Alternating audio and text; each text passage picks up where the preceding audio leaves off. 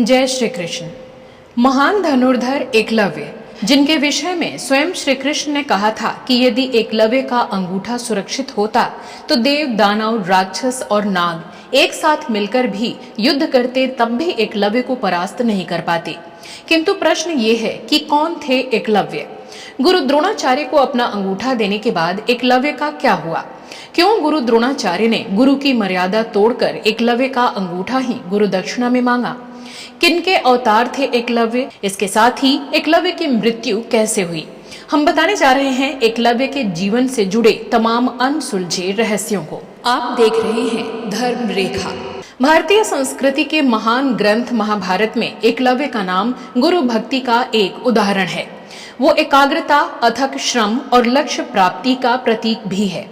उन्हें आधुनिक धनुर्विद्या का जनक भी माना जाता है, जिन्होंने बगैर अंगूठे के ही बाण चलाने की नौ धनुर्विद्या को प्रारंभ कर धनुर्विद्या के क्षेत्र में क्रांति ला दी थी। जनश्रुति, महाभारत और अन्य पुराणों में एकलव्य की जो जीवन कथा मिलती है वो चौंकाने वाली है। एकलव्य के जन्म और मृत्यु दोनों ही अस्पष्ट हैं। पुराणों के वर्णन भी एकलव्य के विरोधाभास से भरे पड़े हैं।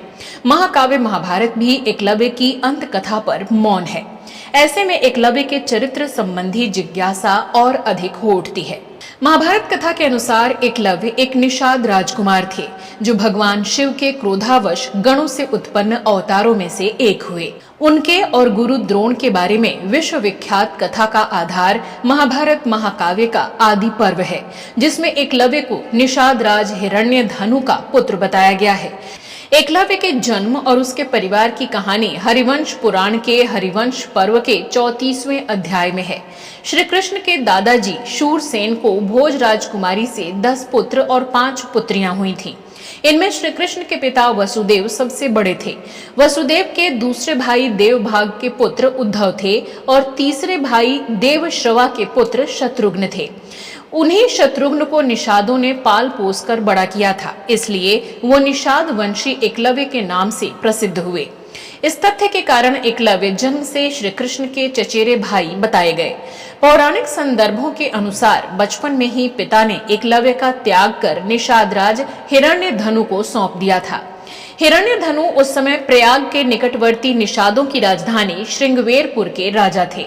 ये एक शक्तिशाली राज्य था और एकलव्य स्पष्टतः इसके राजकुमार थे। तब निषाद समर्थ और धनवान थे। हिरण्यधनु की रानी का नाम सुलेखा था, जो एकलव्य की माता भी थी। एकलव्य ने अल्प वय में धनुर्विद्या में दक्षता प्राप्त कर ली थी और अधिक दक्ष होने की इच्छा से गुरु द्रोणाचार्य के पास गए थे। द्रोणाचार्य को गुरु दक्षिणा में अपना अंगूठा देने के बाद एकलव्य अपने राज्य लौट गए और पिता हिरण्यधनु के देहांत के बाद राजा बने।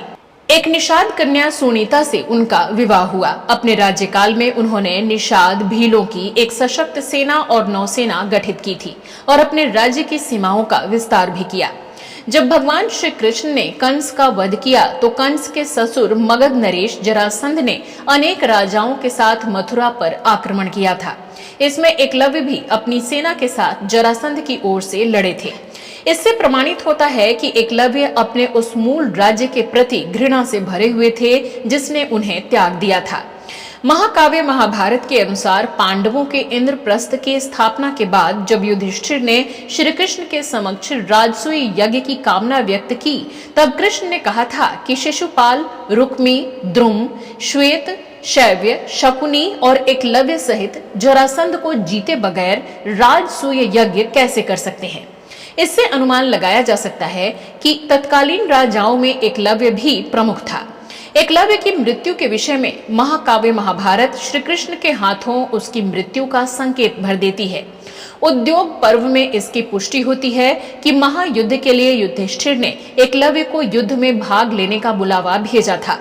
इससे बमुश्किल 1-1.5 महीने के बीच श्री कृष्ण के हाथों उसके वध की सूचना कौरव सभा में संजय के वचन से प्राप्त होती है। महायुद्ध से पहले श्री कृष्ण ने एकलव्य को मारकर पांडवों के एक बड़े कांटे का निदान कर दिया था। जब कर्ण ने अर्जुन को मारने के लिए इंद्र से ली हुई शक्ति घटोत्कच पर चला दी, तब पांडव दुखी थे, मगर कृष्ण प्रसन्न थे। तब अर्जुन के द्वारा इसका कारण पूछने पर श्री कृष्ण ने कहा, हे पार्थ, यदि एकलव्य का अंगूठा सुरक्षित होता तो देवता, दानव, राक्षस और नाग ये सब मिलकर भी उसे परास्त नहीं कर पाते। इसलिए जैसे कर्ण की शक्ति का घटोत्कच पर उपयोग कराकर मैंने कर्ण से तुम्हारी रक्षा की, उसी प्रकार तुम्हारे हित के लिए इस युद्ध के मुहाने पर ही मैंने एकलव्य को भी मार डाला था। दोस्तों, हरियाणा के गुरुग्राम में एकलव्य का एक मंदिर भी है। मान्यता है कि इसी स्थान पर एकलव्य ने अपना अंगूठा द्रोणाचार्य को अर्पित किया था। इस क्षेत्र की भूमि द्रोण को दान दी गई थी। गुरु का स्थान होने के कारण यह क्षेत्र गुरुग्राम कहलाया। अपने विवादित और रहस्यमय जीवन के बीच गुरु के प्रति एकलव्य के समर्पण का आचरण एकलव्य को हमेशा हमेशा के लिए अमर कर गया। आपको ये जानकारी कैसी लगी, कमेंट बॉक्स में लिखकर अवश्य बताइएगा। जय श्री कृष्ण।